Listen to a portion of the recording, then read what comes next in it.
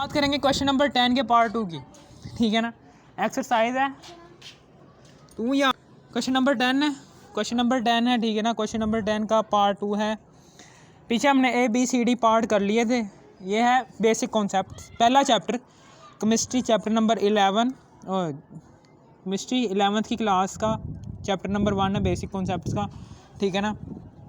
इसमें सबसे पहला जो सा है इसी क्वेश्चन नंबर 10 का ई पार्ट कि कैलकुलेट। अगर आपने क्वेश्चन नंबर 10 का पहला पार्ट नहीं देखा, आपने इसी वीडियो के टाइटल पर आपने क्लिक करना है। इसी वीडियो के टाइटल पर आपने क्लिक करने के बाद इस वीडियो के डिस्क्रिप्शन में जाना है।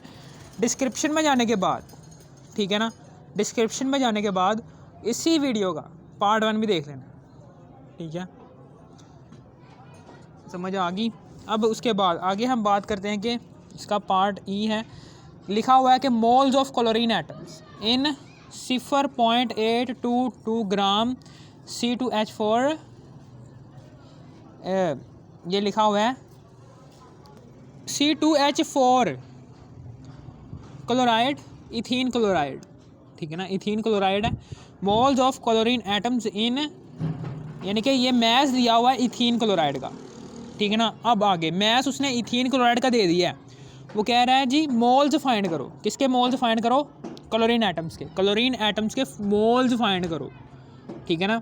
मोल्स निकालने हैं, कैसे निकालेंगे? सबसे पहले तो हमने ये मोलर मैस फाइंड कर लेना है। इसी ये जो सा कंपाउंड है, इस कंपाउंड का मोलर मैस फाइंड कर लेना। Molar mass is equal to C2H4Cl2, C2H4Cl2 molar mass इसकी, इसी कंपाउंड का molar mass is equal to C2H4OCl2। 2 को कार्बन का 12 होता है, 2 को मल्टीप्लाई करेंगे 12 से, फिर जमा, फिर 4 को, एक को हाइड्रोजन के एटम से जमा करेंगे, फिर जमा, फिर 2 है। क्लोरीन के एटम्स कितने हैं? 35.5 है, ठीक है ना। यानी कि कार्बन, हाइड्रोजन और क्लोरीन का एटॉमिक मैस हमने दर्ज कर दिया और जितने जितने एटम से उससे मल्टीप्लाई कर दिया और इन तीनों को जमा कर दिया। जो उनका जवाब आएगा वो होगा molar mass of ethene chloride 99 ग्राम पर मोल। अब हम क्या करेंगे? मोल्स फाइंड आउट कर लेंगे। Mole is equal to mass over molar mass, ठीक है ना। Mass over molar mass, mole is equal to क्या होता है? Mass over molar mass. Mass उसने दिया हुआ है सवाल के अंदर ही 0.822। यानी कि हमने सबसे पहले कंपाउंड का, इस कंपाउंड के मोल्स निकाल लेने हैं। इस कंपाउंड के मोल्स निकालने के बाद, ठीक है ना, इस कंपाउंड के मोल्स निकालने के बाद फिर क्लोरीन के मोल्स, जो सा इस कंपाउंड के अंदर मौजूद जो सा क्लोरीन का एटम है उसके मोल्स निकालेंगे। चलो जी, निकालते हैं सबसे पहले इस कंपाउंड के मोल्स। तो N is equal to mass over molar mass. इस पूरे कंपाउंड का मैस है जी 0.822 ग्राम, यहाँ पर 0.822 आ गया। और मोलर मैस कितना है जी इसका? 99। मोलर मैस इथीन क्लोराइड का है जी 99 भी दर्ज करते। इन दोनों को तकसीम करेंगे तो हमारे पास आ जाएगा 0.0083 मोल ऑफ क्लोरीन। यानी कि ये मोल आ गया है इथीन क्लोराइड के, इथीन क्लोराइड के मोल आ गए। मोल तो निकाल ही लोगे, ठीक है ना। आगे की बात जो सी है ना वो ज़रा थोड़ी सी समझने वाली है। आगे की बात मैं समझा देता हूँ लिख कर, ताकि आपको याद रहे, ठीक है।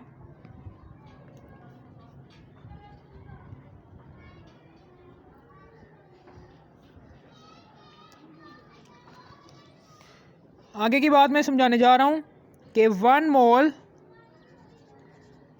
Of ethene chloride C2H4Cl2, 1 mole of ethene chloride, 1 mole of ethene chloride contain chlorine atoms, 2 chlorine atoms contain रखते हैं, 2 क्लोरीन एटम्स के रखता है, ठीक है ना। 1 मोल इथीन क्लोराइड के कंटेन क्लोरीन एटम्स 2 होते हैं, 2 मोल के 1 मोल में इथीन क्लोराइड के क्लोरीन एटम्स कितने मोल एग्जिस्ट कर रहे हैं? 2 मोल, यानी कि 2 एटम्स एग्जिस्ट कर रहे हैं, 2 मोल एग्जिस्ट कर रहे हैं। अब हम इतने मोल्स में देखना चाहते हैं कि 0.0083 मोल में कितने, 0.0083 मोल ऑफ C2H4Cl2 में कितने क्लोरीन एटम्स होंगे। इसके लिए हम क्या करेंगे, हम दोनों तरफ 0.0083 को मल्टीप्लाई कर देंगे, मल्टीप्लाई बाय 0.0083। अब हमारे पास ये मोल्स आ गए,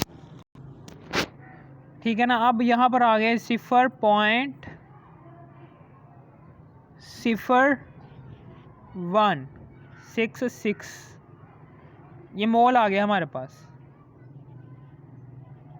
किसके मोल आ गए, मोल ऑफ क्लोरीन एटम्स, यानी कि इतने क्लोरीन के मोल्स एग्जिस्ट करते हैं 0.0083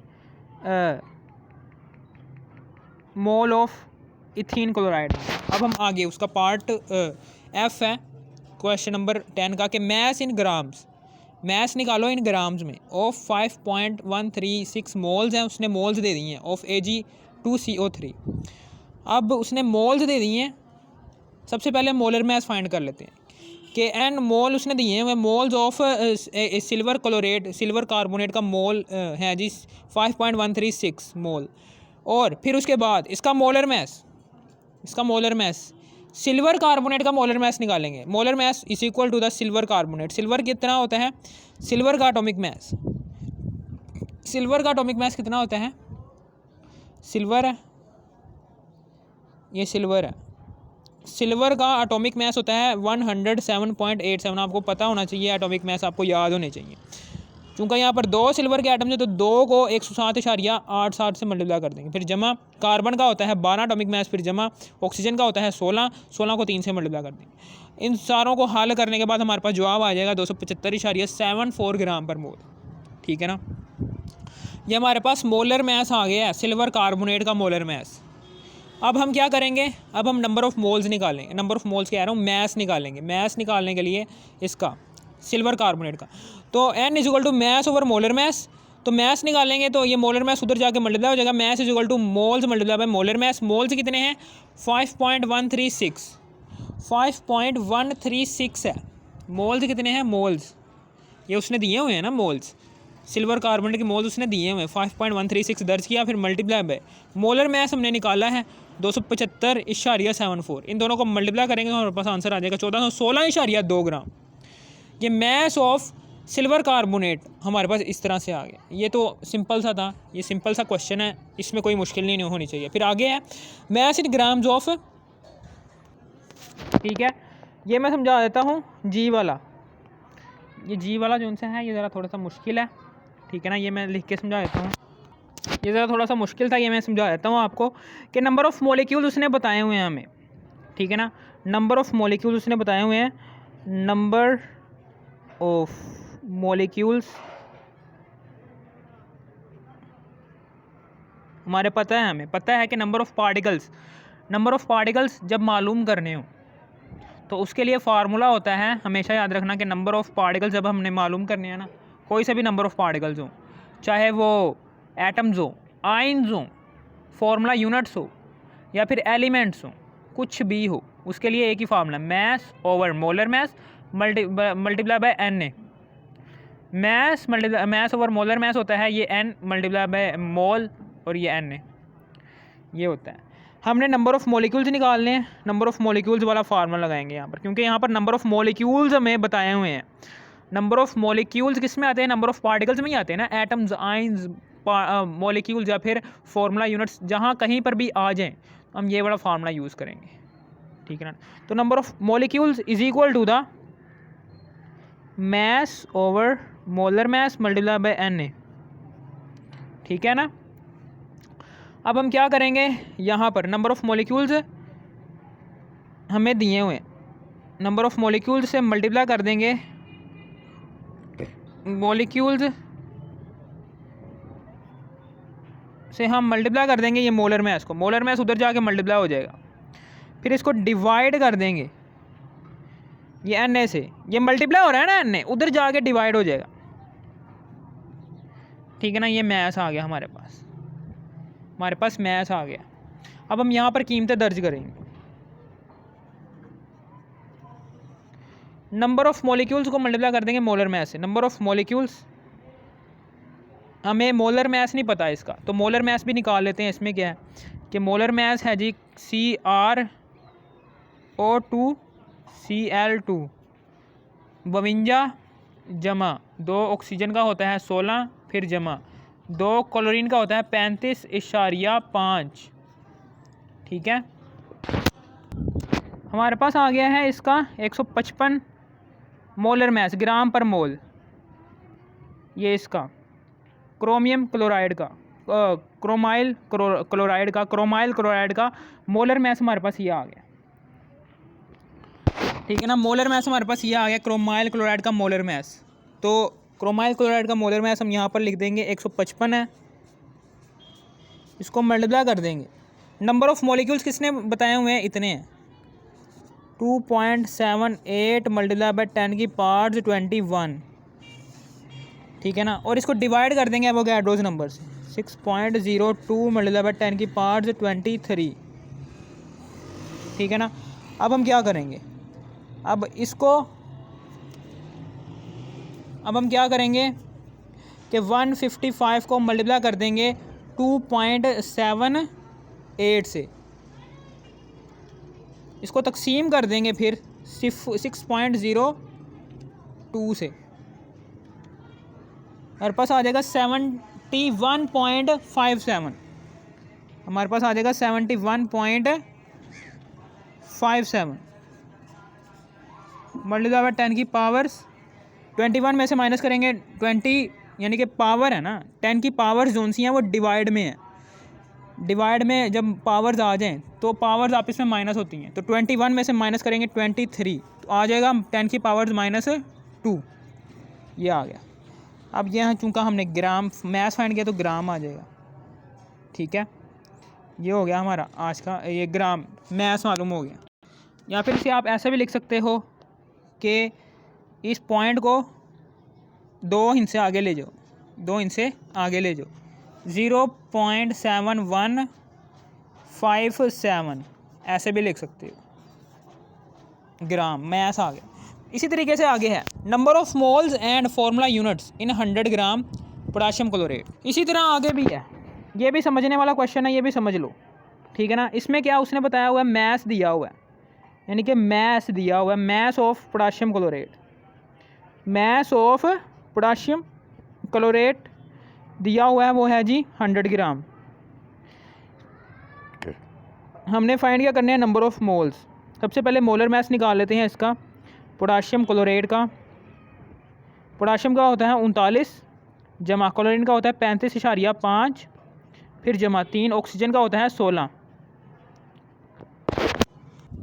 122.5 ग्राम पर मोल। ये इसका मोलर मैस आ गया पोटाशियम क्लोराइड का। पोटाशियम क्लोराइड का मोलर मैस आ गया, मैस भी आ गया है दिया हुआ, मोलर मैस भी हमने निकाल लिया। अब हमने नंबर ऑफ मोल्स फाइंड करने हैं। नंबर ऑफ मोल्स हम कैसे निकालेंगे, number of moles is equal to the mass over molar mass, इसका फार्मूला है। Number of moles of potassium chlorate, ये वर्डिंग लिखना ना यहाँ पर, is equal to mass over molar mass. Mass of potassium chlorate is equal to 100 gram and molar mass of potassium chlorate is equal to 122.5। ठीक है ना, अब इसको डिवाइड कर देंगे, हमारे पास आ गया 0.8163 मोल आगे। ये आगे मोल किसके, मोल ऑफ पोटाशियम क्लोराइड। हमने फार्मूला यूनिट्स फाइंड करने हैं। फार्मूला यूनिट्स हमें पता है कि नंबर ऑफ पार्टिकल्स में फार्मूला यूनिट्स भी शामिल हैं, इसलिए हम ये वाला फार्मूला लगाएंगे, ये वाला कि number of formula units, number of particles में एटम्स, आयंस, फार्मूला यूनिट्स और एलिमेंट्स आते हैं, तो नंबर ऑफ फार्मूला यूनिट्स लगाएंगे। Formula units is equal to n multiply by n। तो n क्या है हमारे पास 0.8163 नंबर ऑफ मोल्स उनसे हमने पोटाशियम क्लोराइड के निकालने हैं, वो आ गए। Number of formula units of potassium chloride, ऊपर लिखना है पोटाशियम क्लोरेट। ठीक है ना, 0.8163, इसको मल्टीप्लाई कर देंगे 6.02 से, इसको मल्टीप्लाई कर देंगे 10 की पावर 23 से। ठीक है ना, फिर उसके बाद 0.8163 को मल्टीप्लाई कर देंगे 6.02 से, यहाँ पर आ जाएगा हमारे पास 4.9142 मल्टीप्लाई बाय 10 की पावर्स 23। ये फार्मूला यूनिट्स आ गए। Number of formula units potassium chloride के फार्मूला यूनिट्स भी आ गए हैं। Formula units of potassium chloride. इस तरीके से आपका ये पार्ट 2 भी क्लियर हो गया, ठीक है ना। क्वेश्चन नंबर 10 का। अगर आपको इस वीडियो की समझ आ गई तो इस वीडियो को कर दो लाइक और सब्सक्राइब और शेयर भी कर देना, ठीक है ना। समझ आ गई, क्योंकि मेहनत का सिला चाहिए होता है हमें, जो उनसे हम मेहनत कर रहे हैं। अगर आपको मुझे मेहनत का सिला चाहिए, इसलिए आप लाइक और सब्सक्राइब दोनों कर दो।